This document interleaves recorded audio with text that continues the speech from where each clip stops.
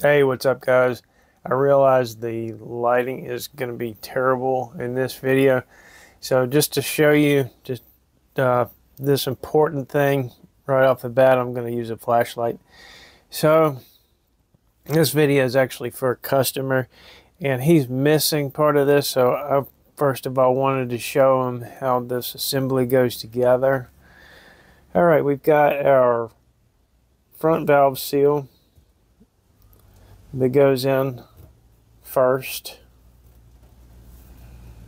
Then we have this washer that he looks like he's missing. And then our spring.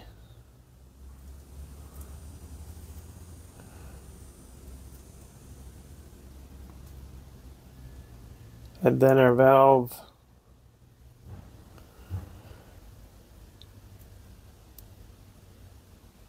And then our valve seat. So that's the correct order. Seal, washer, spring, valve, valve seat. Now let's get a size. Let's see which size this washer is, because I bought a bunch of them in the past, but I forgot what size it is. 7.3 millimeters. Weird. With a 4 millimeter ID.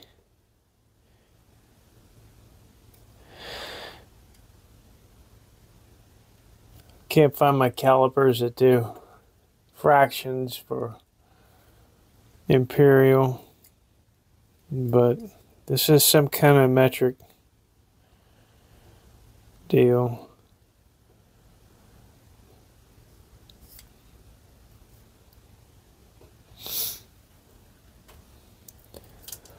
Alright, I remember it wasn't too hard to find. See, what that does is your valve rides in that seal, and the seal seals between the valve and the valve body. But you need a spring on your valve to help reseat it, while it's not open, while it's closed. And you can't have the spring just pushing on the seal like so, because it just doesn't work. So you need to have a washer in there for the spring to push on. That helps push the seal out and seal between the valve and the valve body. And this is from the titanium valve days.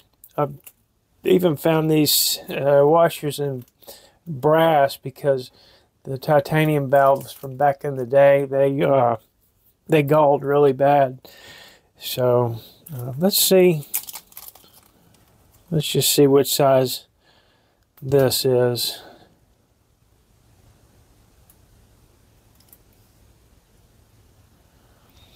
So 7 millimeters basically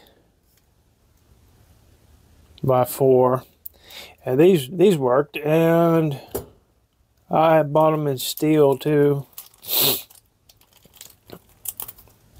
So it doesn't have to be 7.3 millimeters. It just has to fit in there basically. Yeah, 7 millimeters by 4. This one's 4.4, but both of those work. But 7 by 4 is what you're looking for as far as the washer. Now, what we are going to do, one day I'm going to have some light and some space. We're going to rebuild this, and the way it goes together is there's a seal in there the same size as our front valve seal that we were just looking at. And there's a bushing with a through hole, and that's what our valve pin rides in. But that bushing is like top hat shaped, and I don't know if you can see, but it's got like a rib in the middle of the inside diameter, and there's also a rib on the outside diameter. And that bushing, that would be like the brim of your top hat, is holding that seal in the back of the seat. And then it comes through this side, and it's like an open top hat, so that would be the top, and it's open. So that part comes through the outside of the seat, and it gets flared to the inside of the seat with some tool, some like ice pick shaped tool with a conical point on it and pressed in there. So what we need to do is we need to press that out from this side and get it out of there, put a new seal in, and then put it back in, and then flare it out once again.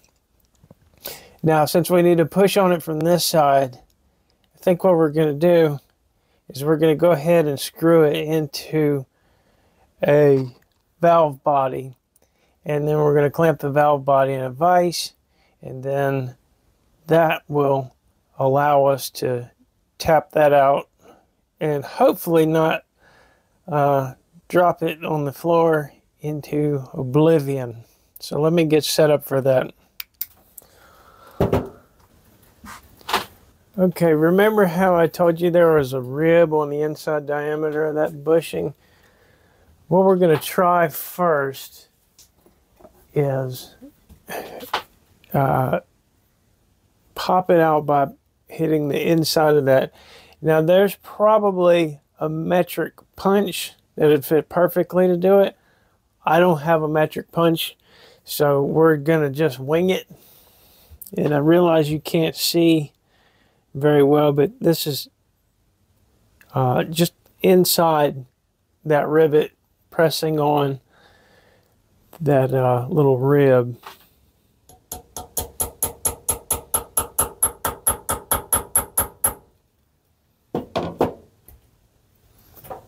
And it looks like it's wanting to go right past it.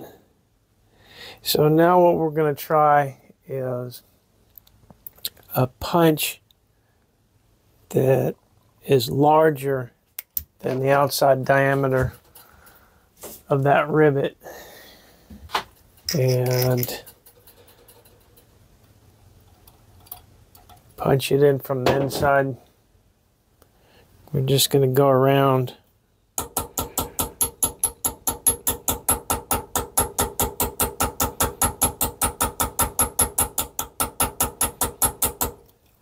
See how we're doing.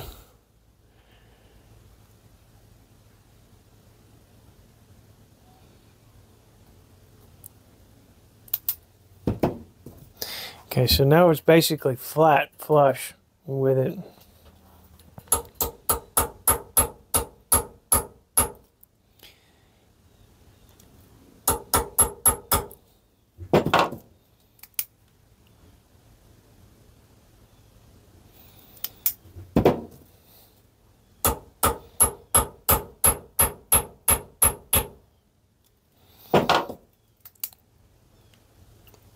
This is a 1/8, and I'm not sure if it's working or not.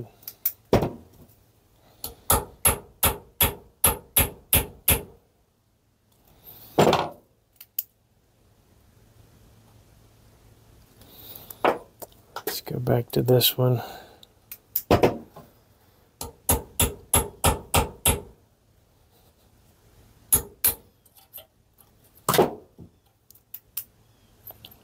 Okay, that got it out. That's not pretty, but it did get it out. Like I say, probably need a metric dilly to do that. So that's what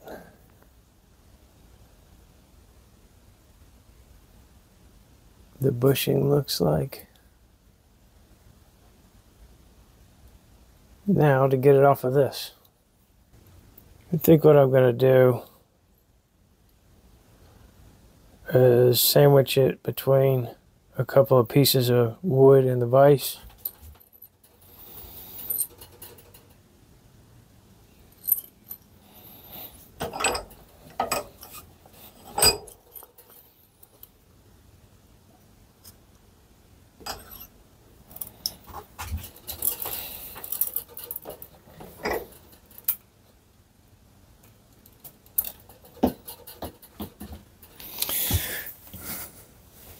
All right.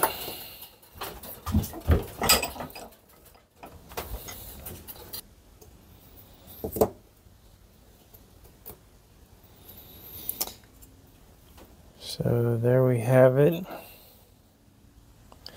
Now, let's put that where we're not going to lose it, hopefully.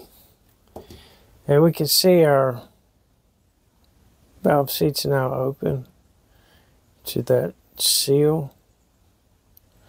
And one thing that can happen if your solenoid is adjusted too far forward, it can actually beat that out. And what will happen is your valve will hang open because the solenoid will hit it, and then it'll knock the bushing out, allowing a lot of air to escape. And then you shoot it again and it'll pop back in place. You take the thing out and everything looks just fine. So that's something to be aware of. And you can generally get a good idea if something like that is going on by just examining the inside of the valve seat to see where, if the hammer is striking anywhere in there, or if it's just been, look for marks down in the bottom where that pin sticks out.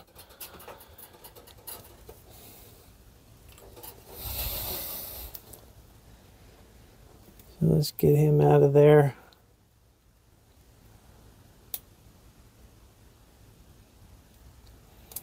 Whoa. And you see it's the same size as our 007 seal. I haven't replaced a ton of these, but I think Vitone would be a good material for this because it, you know, you're not really dealing with abrasion because the seal just sits on it. The only thing about Vitone is it's not cold rated for very much, and it gets pretty cold in here, especially if you're using CO2.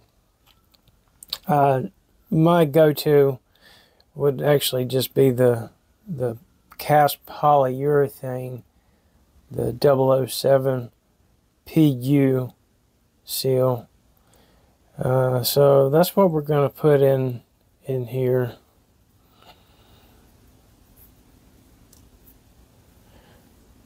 Let's see, you know, in a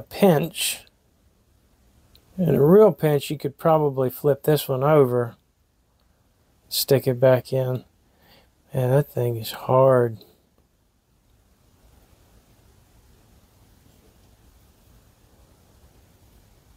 And yours might not be that white color. It might be more this color. So we're going to just stick him in here. Like so. And get our little part ready right here. And let's see if this will just pop right back in.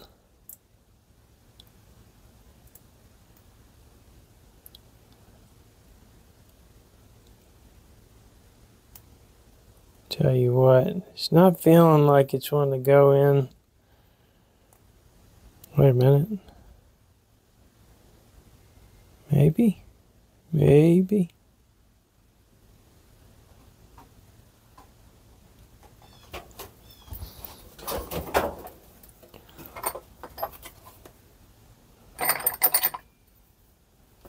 Just remember, you're dealing with a fairly delicate part.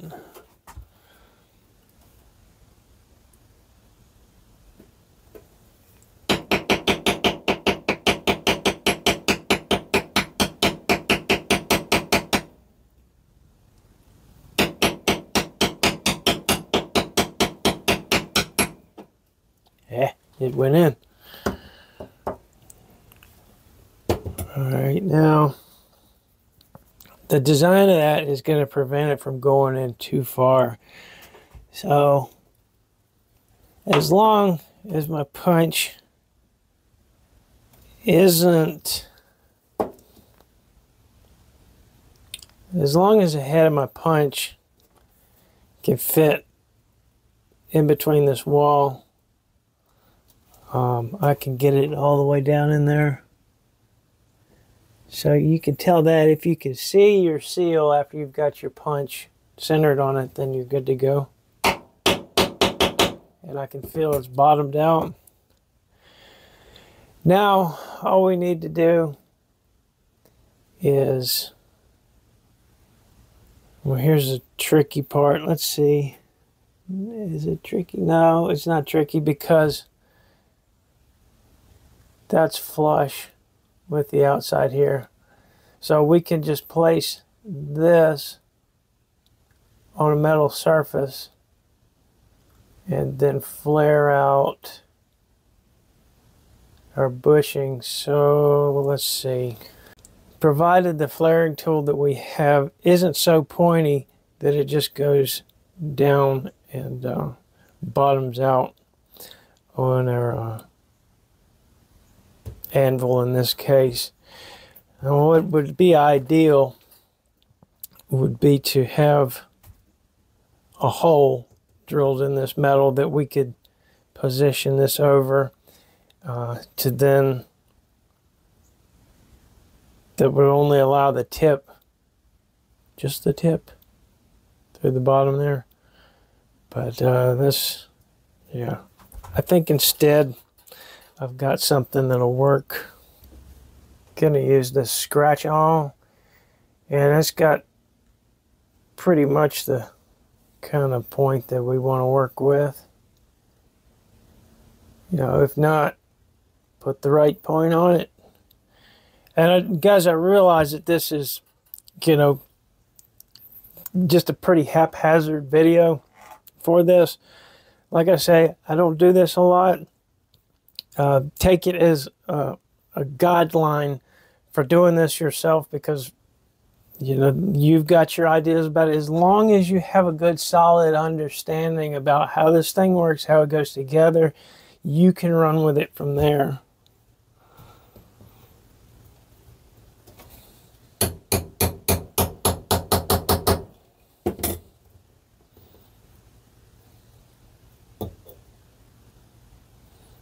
And we did not bottom out. And